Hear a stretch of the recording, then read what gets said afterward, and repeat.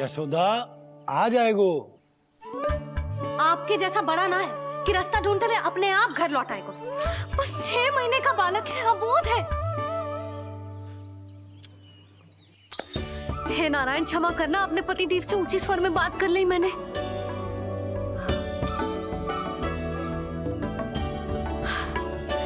किसी को भी बुद्धि ना है पूरे गोकुल में कि नंद जी का बालक खो गयो है, सुबह सुबह घर से भाग गयो है। किसी को ना पड़ी है कि उसे ढूंढे लेकर आए। यही सम्मान देते हैं वे गोकुल के राजा को। हे भगवान, ना जाने मेरा बच्चा कहाँ होगो, कैसा होगो। कितना समय होगा है? अब तक तो भूख भी लगी आई होगी उसे। आप क्यों रुक गए? आप खाओ। हाँ हाँ, आप खाओ, आनंद से खाओ। आपको तो कुछ चिंता ही ना है। माँ ही तड़पती है अपनी संतान के लिए।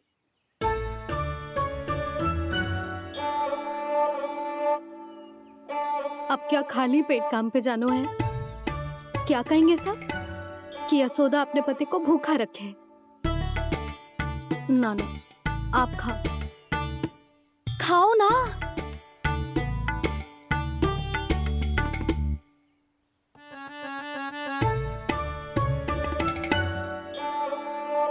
गुड़ के लड्डू कितने पसंद है उसे, कब से बना के रखे हैं। यशोदा, तुम स्वयं क्यों नहीं जाकर ढूंढती उसे? लड्डू भी खिला दियो और घर वापस भी ले आएंगे।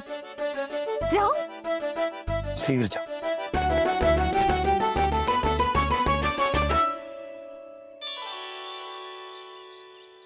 किंतु आप तो खाना खा रहे हो ना पति देव?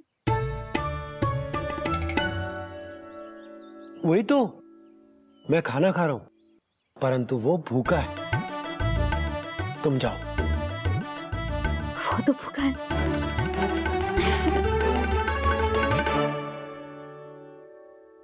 ये बनेगी श्री हरि के अगले अवतार की माँ।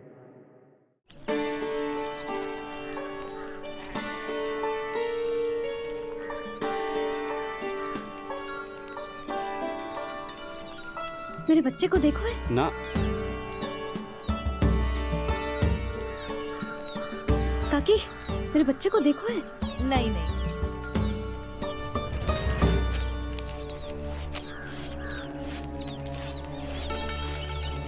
सुमति, मेरे बच्चे को देखो है क्या कहीं? नहीं तो। ना देखो। जानकी, प्रभावती, मेरे बच्चे को देखो है कहीं?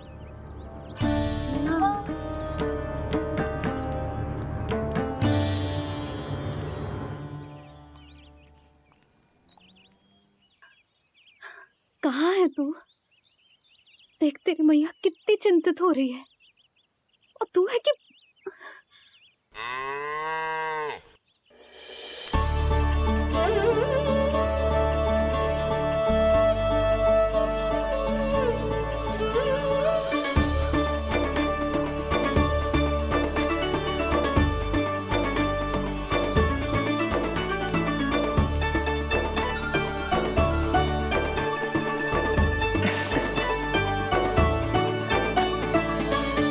हाँ, अभी तक मैया यशोदा का लाडला यही है, 6 माह का बछड़ा।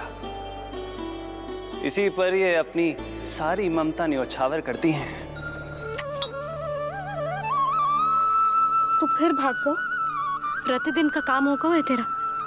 मैंने कही थी ना, मेरे बिना, अपनी मैया के बिना कहीं ना जानो है। ये संसार कितना भयानक है, कुछ मालूम है तुझे? दुष्ट भरे पड़े चारों ओर। वाह, दुनिया की अनोखी मैया और उसका अनोखा बालक, जो कि बालक है ही ना, गाय का बछड़ा है।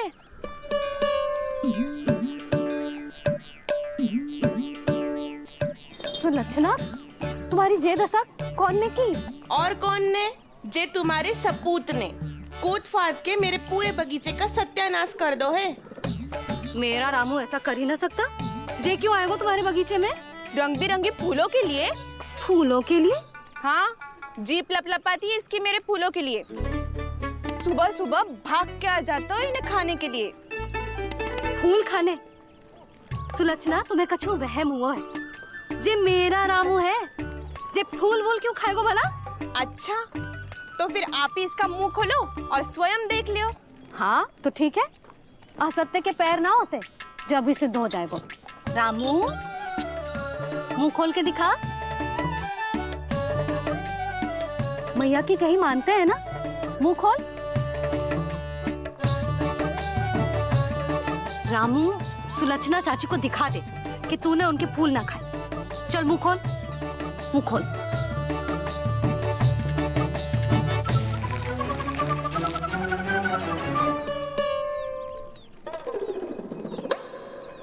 हाँ हाँ, देख लो, इसने कछु ना खाया है। हाँ, हम चल रहे हैं। अरे पर मुझे भी तो देख लेने दो। सुलक्षणा, मैं नंद देव की पत्नी हूँ। तुम्हें क्या लगता है मैं असत्य बोलूंगी?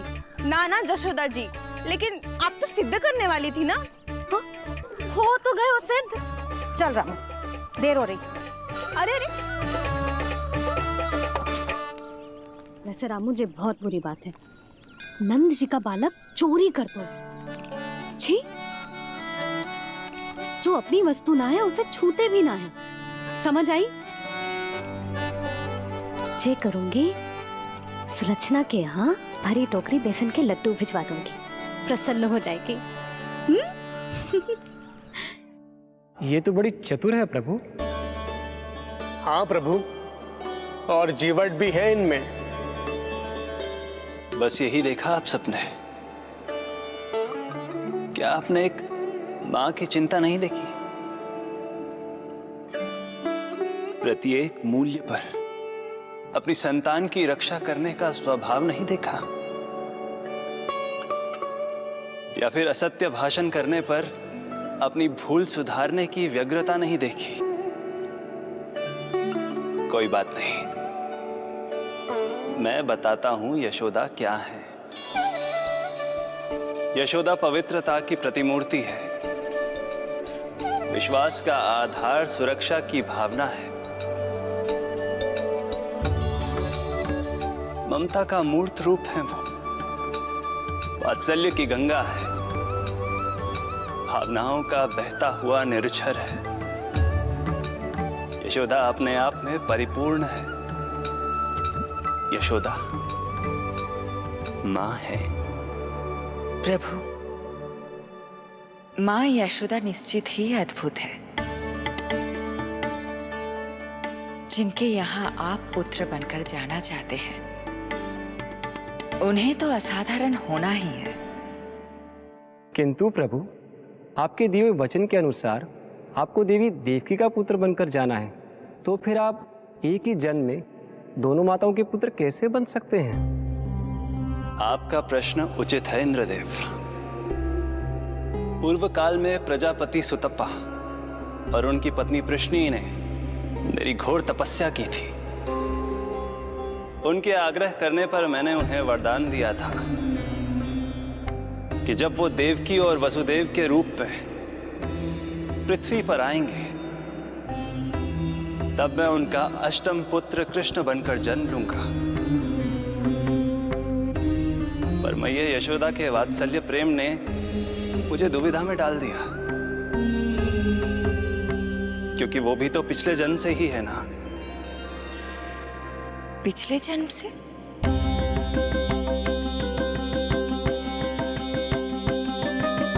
पिछले जन्म में मैया यशोदा 8 वसुओं में से एक श्री द्रोण की पत्नी धरा थी।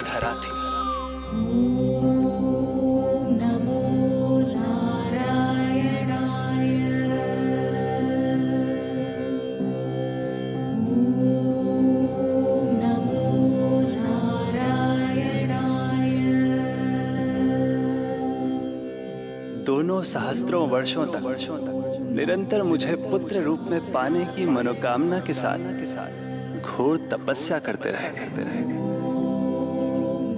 अपने तप में वो दोनों इतने लीन थे कि प्रकृति की कोई भी शक्ति उनका ध्यान भंग नहीं कर पाई।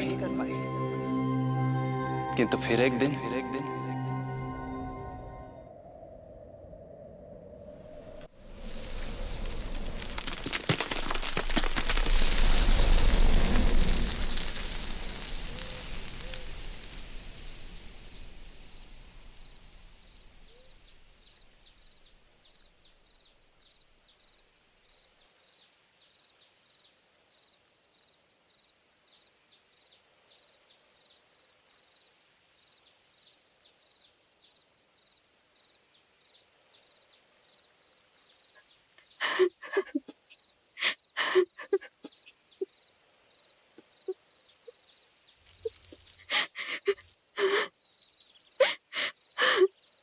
हमारे भक्ति में ऐसी क्या कमी रह गई प्रभु कि अभी तक आपके दर्शन का सौभाग्य नहीं मिला।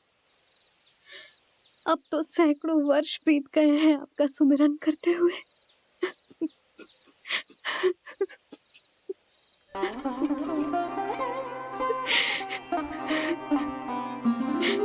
साचा सुमिरन सबसे हरि का, साचा है हरि नाम। साचा सुमिरन सबसे हरि का, साचा है हरि नाम। जिनकी कृपा से बन जाते हैं सबके बिगड़े काम, सबके बिगड़े काम। साचा सुमिरन सबसे हरि का, साचा है हरि नाम। आतुर है आंचल का उपवन, सुनने को पैजनियां छुन छुन। मधुर मधुर तुतलाती बोली, खेले संग संग आँख में चोली। मेरे मुख पे भी दे दो प्रभु ममता भरी मुस्कान। साचा सुमिरन सबसे हरि का, साचा है हरि नाम।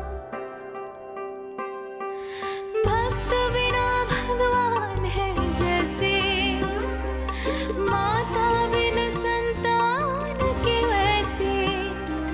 हरि बिन मेरा जीवन सूना, भगवन लाज मेरी रख लो ना। भगवन लाज मेरी रख लो ना।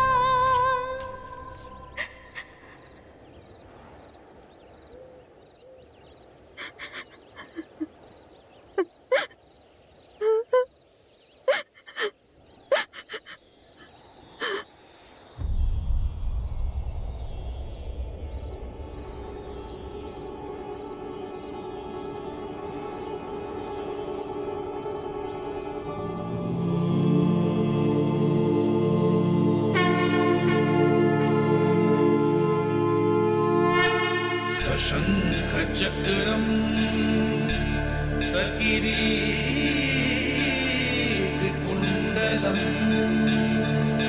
सपीतवस्त्रं सरसीरुहेक्षणम् सहारवक्षस्थलशोभितौस्तुभम् नमामि विष्णुं शिरसा चतुर्भुजम्।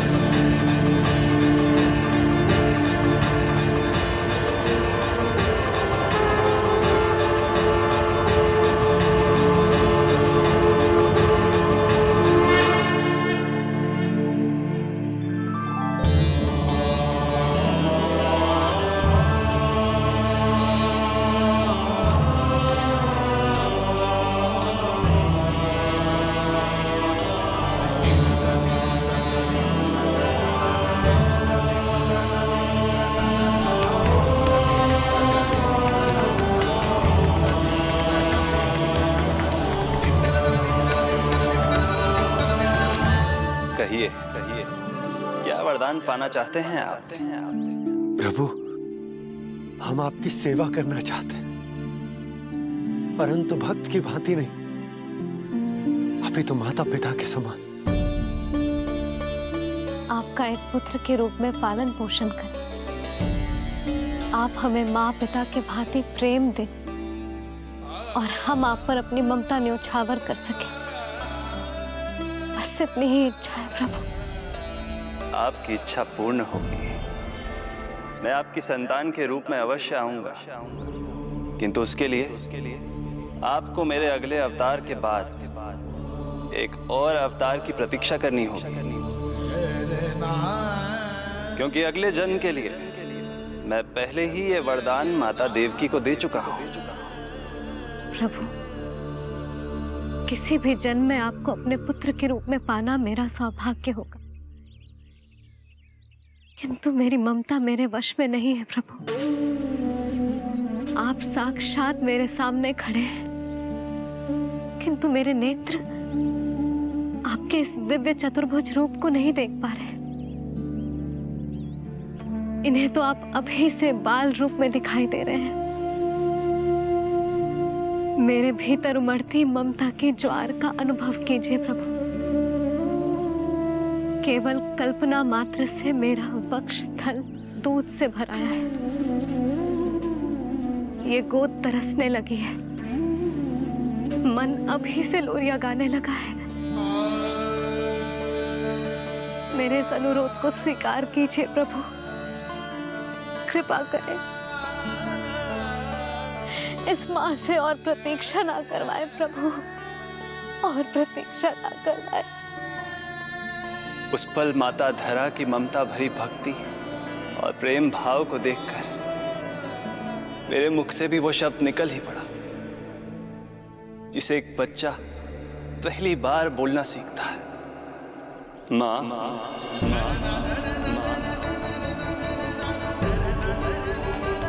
अब ये प्रतीक्षा केवल आपकी ही नहीं, मेरी भी होगी, मेरी भी होगी। मैं भी तरसूंगा आपका पुत्र बनने के लिए, इस समय मैं विवश हूँ, किंतु मैं आपको वचन देता हूँ, मैं आपकी संतान बनकर अवश्य आऊंगा, अवश्य आऊंगा। प्रभु,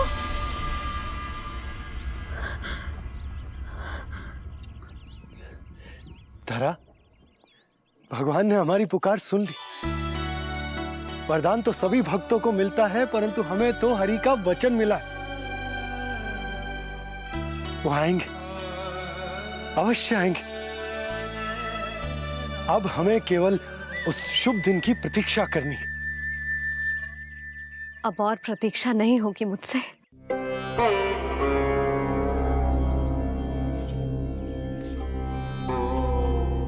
हमने सहस्त्रों वर्षों तक तपस्या की, ये समझ लो कि वो तपस्या अभी शेष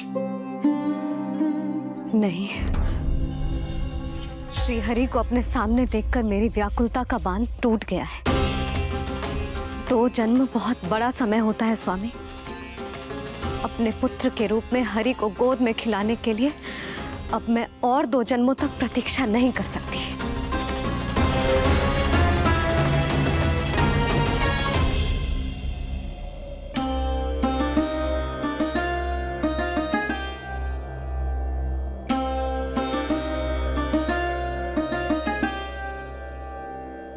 व्यर्थ हरि बिन जग ये सारा, व्यर्थ हरि बिन जीवन धारा।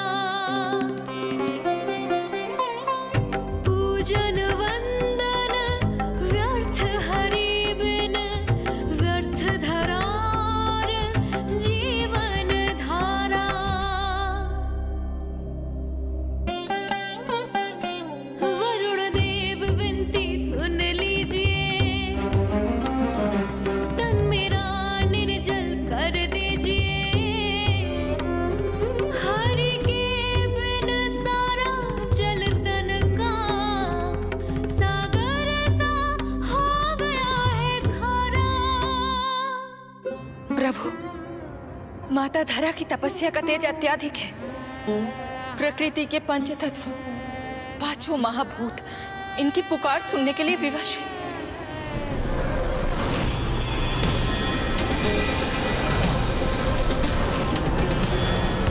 धरा, प्रिय ये क्या कर रही हो?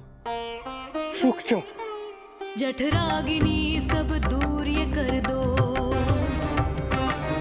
अग्नि देव मेरे ताप को हर लो। माता जो वंचित ममता से जग में नहीं उसको कुछ प्यारा।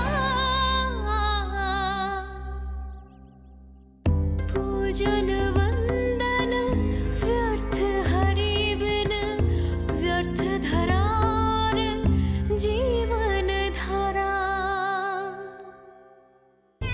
प्रभु, यदि अग्निदेव अपना अग्नि तत्व वापस ले लेंगे तो इनकी पाचन शक्ति नष्ट हो जाएगी और जीवित रहने के लिए शारीरिक तापमान भी अति आवश्यक होता है। यदि वही विलुप्त हो गया तो धरा, तुम्हें मेरी सौगंध मत करो ये। हे भूमाता आकृति दाता, मिथ्या है ये माटी का ढांचा। माटी मुक्त करो इस तन से, जब ना मिला हरि का सहारा। प्रभु, भू तत्व ही तन को भार देता है, उसके बिना ये तो पूरी तरह से ढह जाएंगी। धरा, धरा, ये क्या हो गया? बस करो अब। प्रभु, कुछ कीजिए।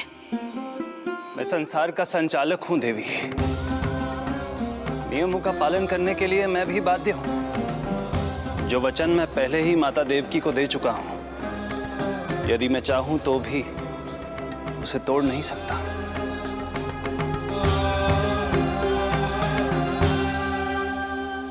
सुख लो आयु सब इस तन की, आस है जो ना शेष है मन की। वायु देव कृपा करो अब ये, रोक दो इन श्वासों की धारा।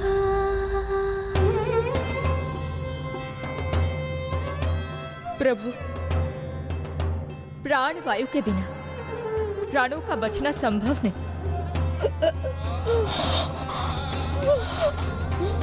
धरा, धरा, धरा, धरा, बस करो अब। क्या तुम अपनी सुध-बुध खो चुकी हो? तुम्हारे प्राणों में मेरे भी प्राण बसते हैं प्रिय। रुक जाओ। हे आकाश देव, तुमको मेरा अंतिम प्रणाम। अंतरात्मा लीन करो मेरी, लेके श्री हरि का नाम।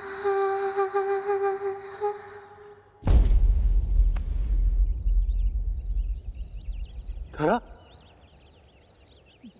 धरा, धरा, ये क्या कर लिया तुमने? धरा, कोई है, कोई है, सहायता कीजिए। धरा, जल। धरा, तुम चिंता मत करना, मैं यही हूं। मैं 2 क्षण में जल लेकर आता हूं।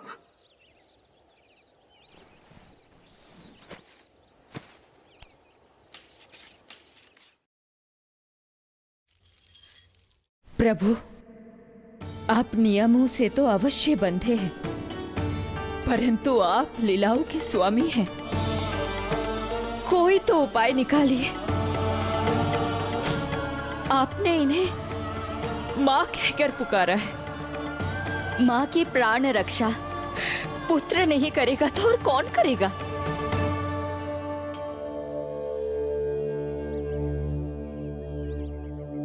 प्रेम ना जिसकी सीमा कोई, ना कोई आया माँ की ममता के आगे।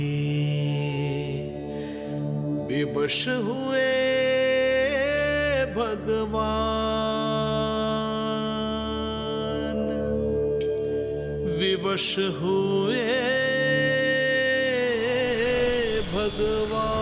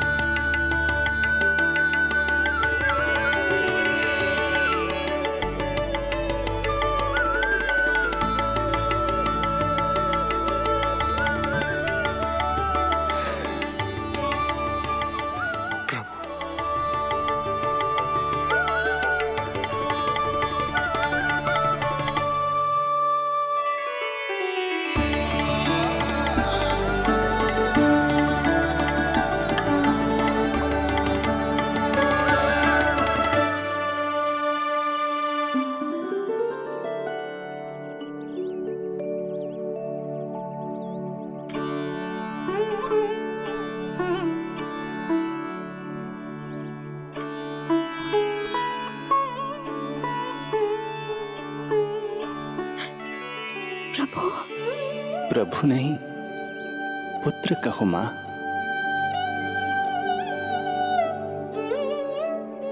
पुत्र, मेरा पुत्र, मेरा पुत्र।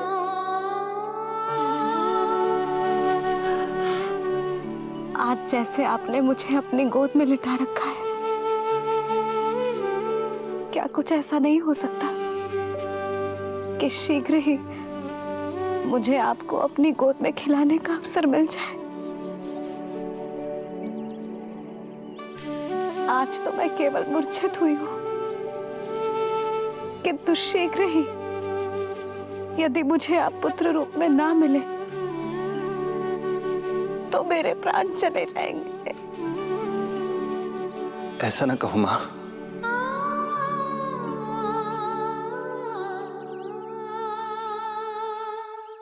माता देवकी को मैं पहले ही वचन दे चुका हूं, इसलिए विधि के विधान के अनुसार मुझे उन्हीं का पुत्र बनकर जन्म लेना होगा। किंतु आपकी आतुरता का अनुभव करने के बाद अब मैं भी आपका स्नेह पाने से स्वयं को और वंचित नहीं रख सकता। आप आपने वरदान मांगा था कि आप पुत्र की भांति मेरा पालन पोषण करना चाहती हैं। इसलिए यदि आप उचित समझे तो आप अगले जन्म में ही अपनी इच्छा पूर्ण कर सकती हैं। जिस आयु में संतान को अपनी मां की ममता के आंचल की आवश्यकता सबसे अधिक होती है, उस आयु में अर्थात अपने जन्म के प्रथम दिन से 10 वर्षों तक मैं आपके साथ रहूंगा। किंतु फिर मुझे अपनी जन्म देने वाली मां माता देवकी के पास लौटना होगा। ऐसा करने से मैं उन्हें दिया वचन भी निभा पाऊंगा और आपकी ममता का सौभाग्य भी प्राप्त कर पाऊंगा। यदि आपको स्वीकार हो तो। स्वीकार है प्रभु, सहर्ष स्वीकार है। एक माँ और पुत्र का नाता केवल उसके कोख से जन्म लेने से ही नहीं बनता, ये नाता तो ममता से बनता है। और मैं अपनी ममता आप पर न्यौछावर करने के लिए आतुर हूं। यशोमती मैया के नंद लाला, यशोमती मैया के नंद लाला, यशोमती मैया के नंद लाला, यशोमती मैया के नंद लाला।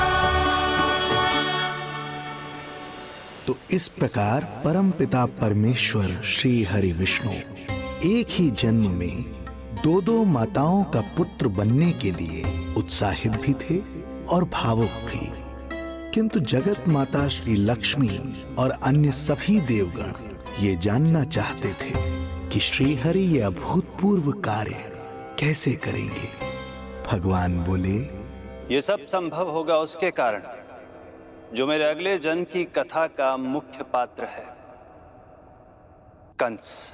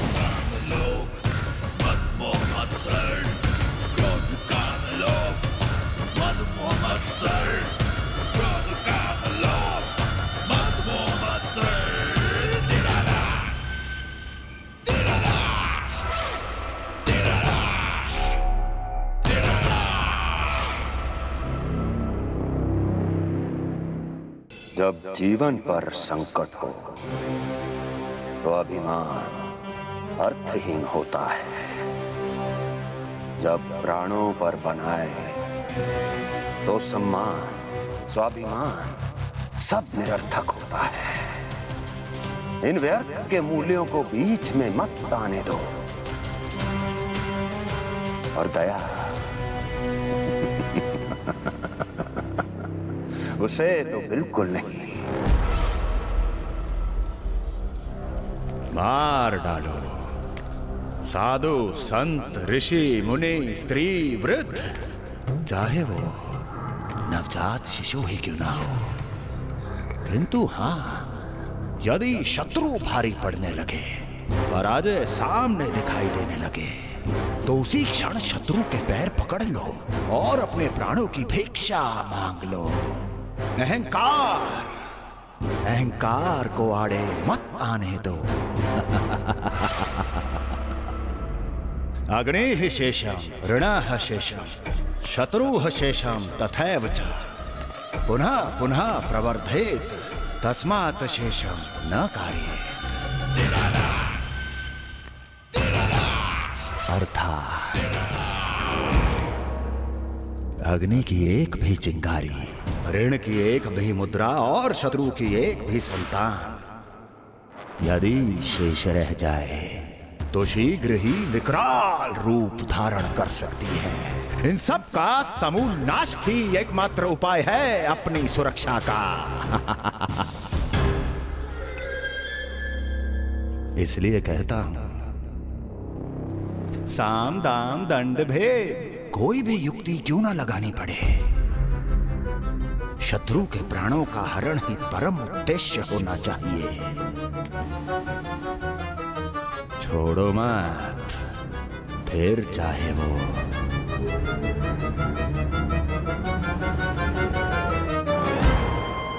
विष्णु ही क्यों ना हो।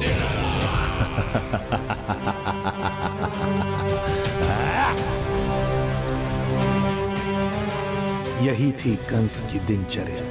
वो प्रतिदिन स्वयं को स्मरण कराता था कि स्वार्थ के लिए किसी भी सीमा को तोड़ने में कुछ अनुचित नहीं है। तभी तो राजगद्दी प्राप्त करने के लिए उसने अपने पिता महाराज उग्रसेन को भी नहीं छोड़ा था। पिताजी,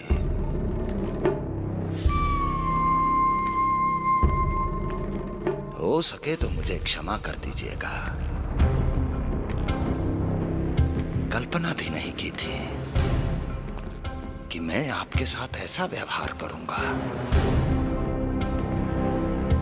आपको प्रतीत हो रहा होगा कि मैं क्रूर हूं, स्वार्थ में अंधा हो गया हूं, किंतु मैं विवश हूं।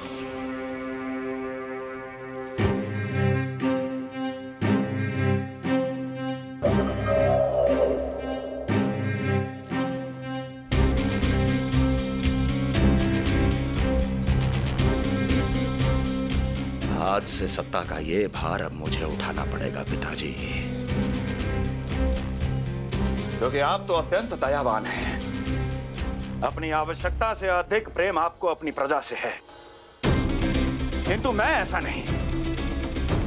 मैं अपने शत्रुओं का काल हूं, तभी तो मेरे प्रति दुर्भावना रखने वाले मेरे सम्मुख आने से पहले थर थर कांपते हैं। इसलिए मथुरा का राज सिंहासन मेरे साथ अधिक सुरक्षित रहेगा, क्योंकि मैं आपसे अधिक उपयुक्त हूं पिताजी। मेरा विश्वास कीजिए। हृदय पर गोवर्धन पर्वत रखकर मुझे यह निर्णय लेना पड़ रहा है पिताजी।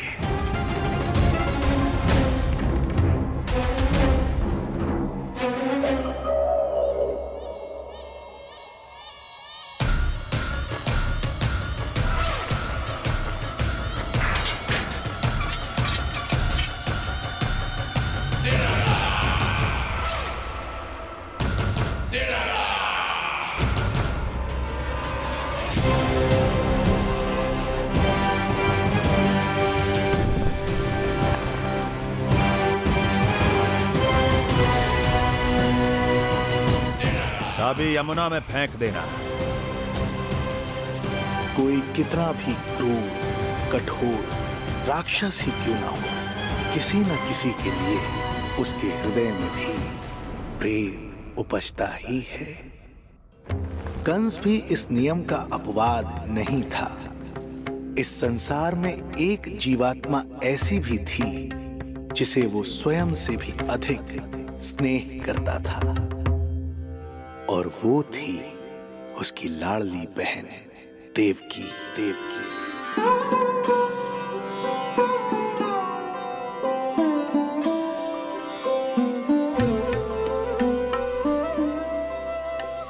देवकी के लिए कंस एक राजा नहीं, मात्र भाई था, जो अपनी बहन की छोटी सी मुस्कुराहट के लिए आकाश पाताल एक कर सकता था।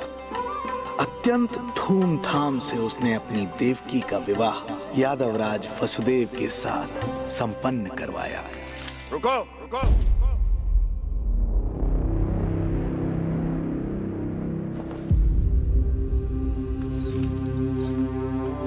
ये आप क्या कर रहे हैं? आप मथुरा नरेश हैं?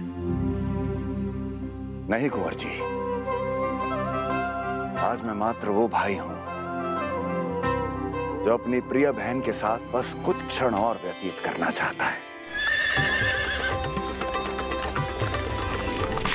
कंस के हृदय में देवकी के लिए उमड़ता प्रेम का सागर तब अचानक सूख गया जब उसने ये आकाशवाणी सुनी। महापापी अत्याचारी कंस,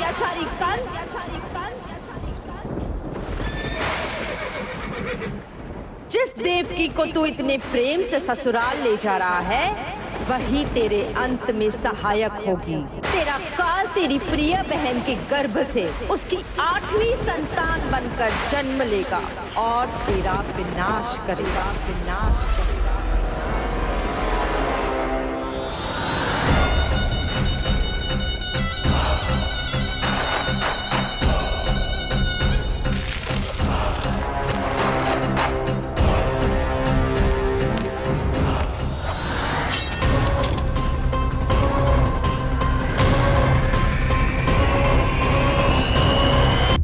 कौन है आप? मुझे आपसे भय लग रहा है। आप मेरे भैया नहीं हो सकते। सही कहा तूने। जो मेरे विनाश को जन्म दे उस कुल घातिनी से मेरा कोई संबंध नहीं।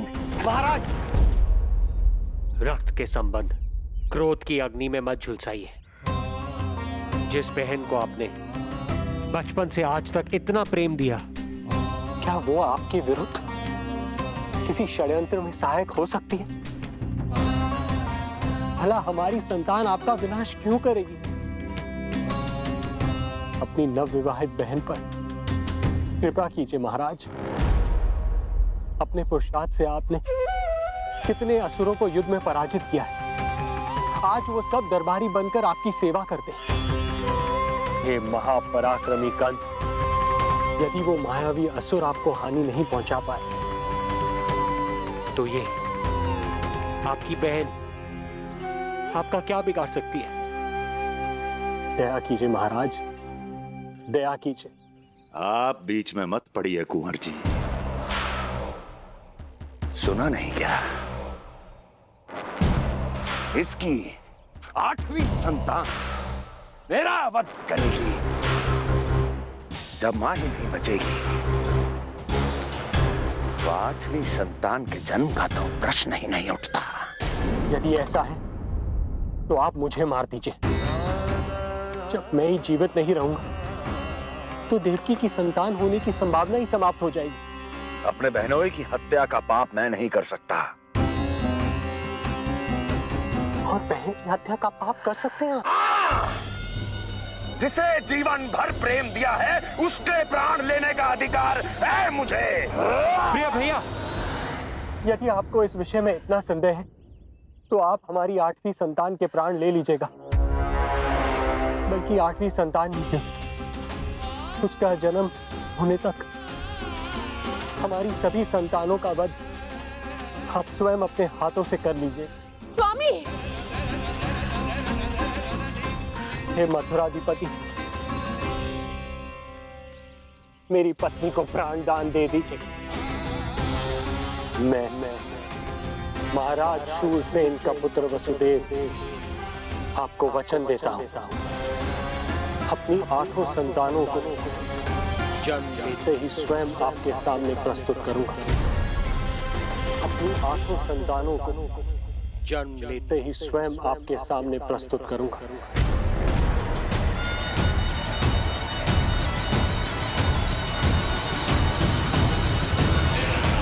बधाई हो कुंवर जी, अपनी पत्नी के प्राण बचाने में आप सफल हुए। किंतु आपकी संतानें इतनी भाग्यशाली नहीं होंगी। वचन स्मरण रहे।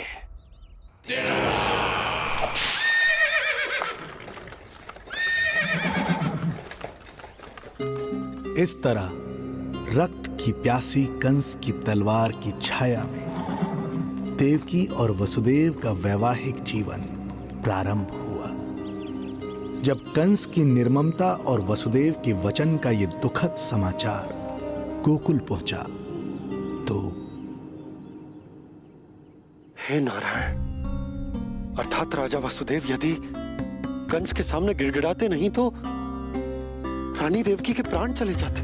हाँ नंदराज, और अब वो दोनों कंस के महल में हैं, किंतु वो महल भी उनके लिए किसी बंदी गृह से कम नहीं है।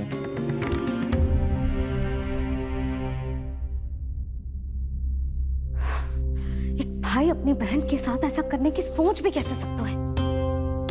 मेरा बस चले तो उस दुष्ट कंस को मटके में डाल के इसे घोंट के रख दूं, जैसे मलाई घोट के माखन निकाला जाता है।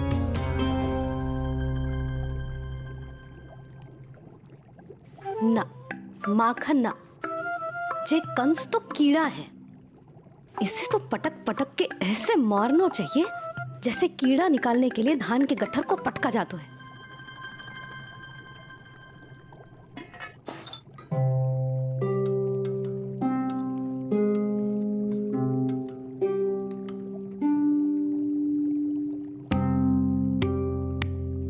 किंतु जब रोहिणी जिज्जी को पता चलेगा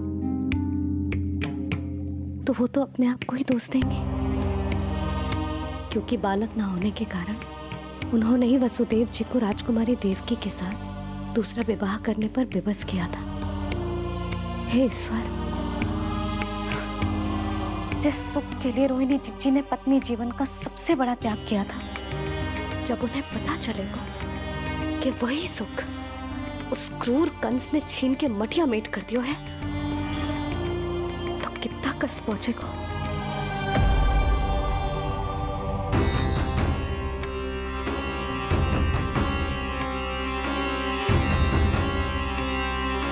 रोहिणी जीजी,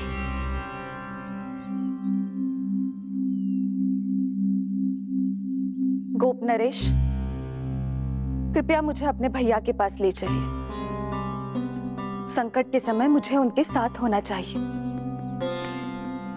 किंतु भाभी, पता चलो है वसुदेव भैया और देवकी भाभी कंस के महल में कड़े पहरे में रखे गए।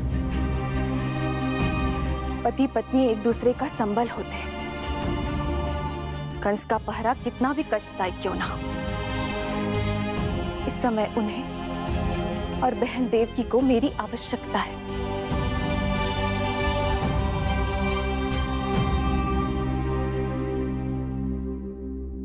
ये मेरी विवशता है। ये यादव कुलदीपक होकर भी आपको इस महल में बंदियों की तरह रहना पड़ रहा है, और मैं कुछ कर भी नहीं पा रही। काश आपने मुझसे विवाह ही ना किया होता। तो क्या मैं अपने भाग्य से भाग पाता देवकी? पूर्व जन्म के कर्मों के फल स्वरूप जो हमारी नियति में लिखा है वो तो हमें भोगना ही है। श्री हरि क्या करते हैं, कब और क्यों करते हैं, ये दुख हमारे जीवन में किस उद्देश्य से आए हैं, इन रहस्यों का पता लगा पाना हम मानवों के लिए संभव नहीं है देवकी।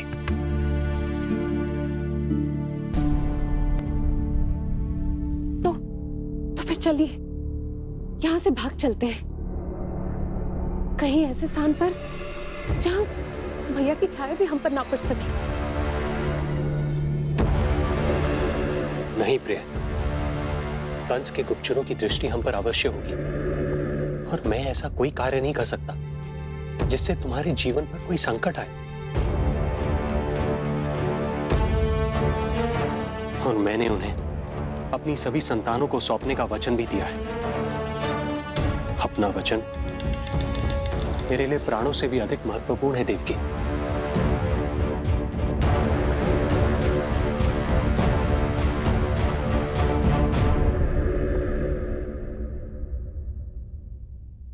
राजन, राजकुमारी, गोकुल से रानी रोहिणी और गोपराज नंद पधारे हैं।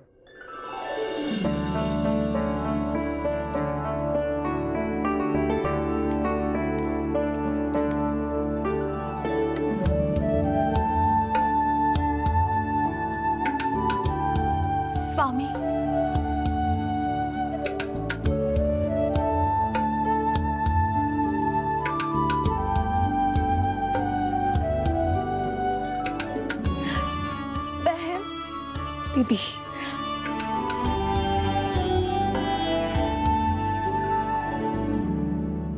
भाई नंद, जो आप हमारे लिए कर रहे हैं उसके लिए धन्यवाद शब्द बहुत छोटा है। मैं अपने भाग्य को स्वीकार कर चुका हूं। यदि यही श्री नारायण की इच्छा है तो यही सही।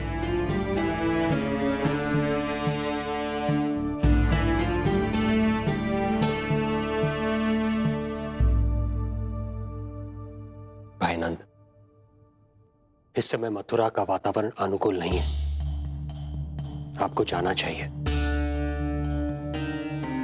यशोदा भाभी भी चिंतित हो रही होंगी, उनसे कहिएगा हम यहां सुरक्षित हैं अभी तक।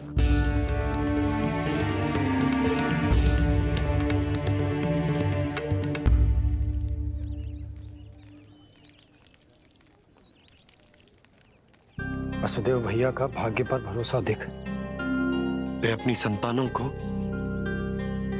कंस को अवश्य सौंपेंगे। ईश्वर, इतना कठोर वचन, जब इसे निभाने का कठिन समय आएगा तो कैसा अनुभव करेंगे वे? उनका हृदय तो चकनाचूर हो जाएगा।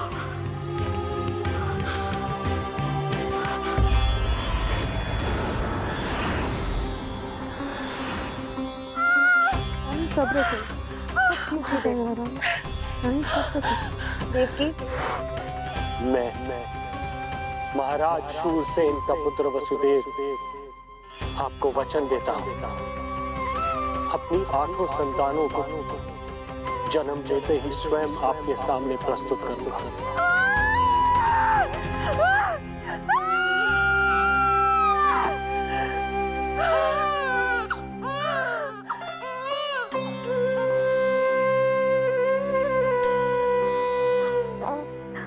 बधाई हो स्वामी, आपको पुत्र रत्न प्राप्त हुआ है।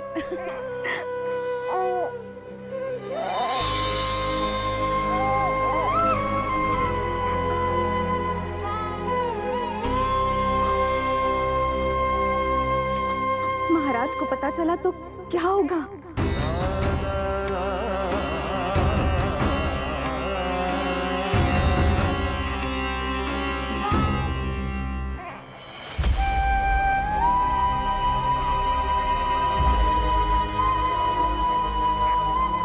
अपने पुत्र को इन हाथों में थामना। कितने वर्षों से इस पल की प्रतीक्षा कर रहा था मैं, और आज जब यह पल आया है, मेरी आंखों में दुख के आंसू हैं।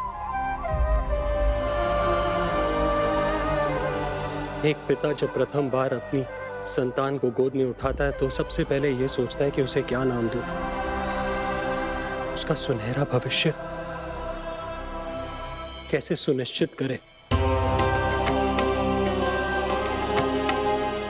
किंतु मैं वो भाग्यहीन पिता हूं जो अपने पुत्र का भविष्य मृत्यु के अंधकार में डुबोने जा रहा है।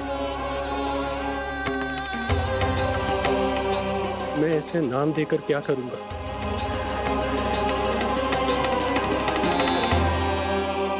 क्या आपके वचन का महत्व आपके पुत्र के प्राणों से अधिक है स्वामी?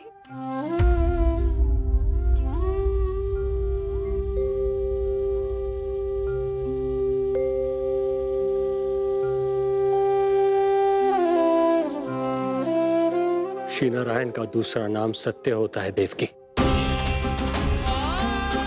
तुम ही कहो, मैं श्री नारायण से विमुख कैसे हो जाऊं? मुझे अपना वचन निभाना ही होगा। हृदय के टुकड़े टुकड़े क्यों ना हो जाए, मुझे इसे कंस तक ले जाना ही होगा।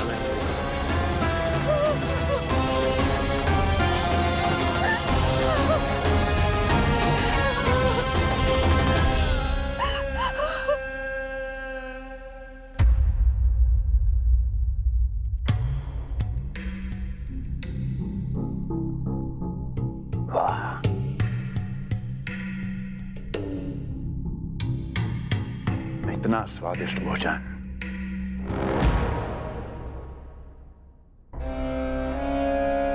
किसी विशेष इच्छा की पूर्ति के लिए मुझे सम्मोहित तो नहीं करना चाहती?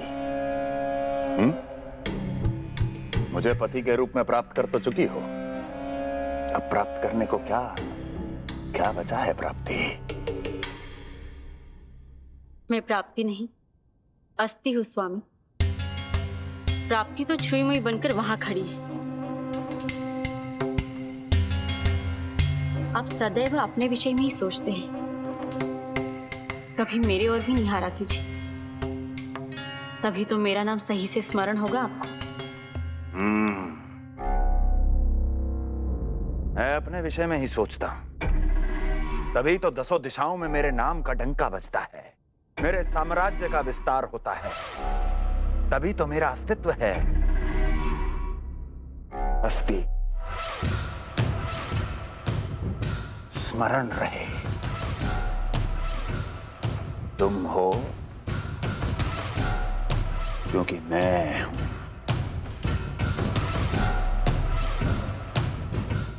वन में यदि सिंह न हो तो उसके आश्रिति पर गीदड़ भी आक्रमण कर देते हैं। सिंह कभी अपने शत्रु को एक क्षण भी जीवित नहीं छोड़ता महाराज। आपने तो छोड़ दिया देवकी को। सिंह नहीं, आप वो गाय हैं जो अपनी कसाई से अथाह प्रेम करती है।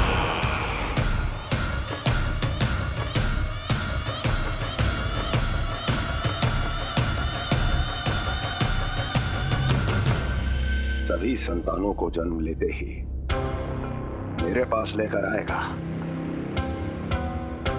ये वचन दिया है वसुदेव ने मुझे। तो फिर आया क्यों नहीं महाराज? प्रथम शिशु का जन्म तो हो चुका है।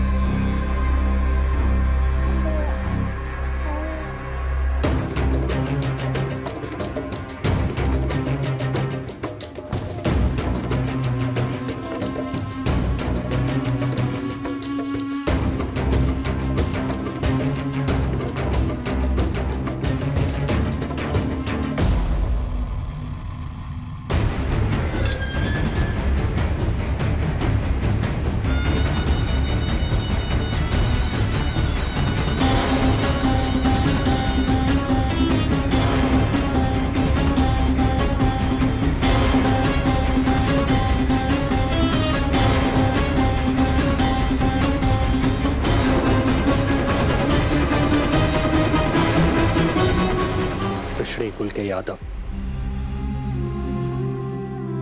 अपना वचन मिथ्या नहीं होने देते महाराज।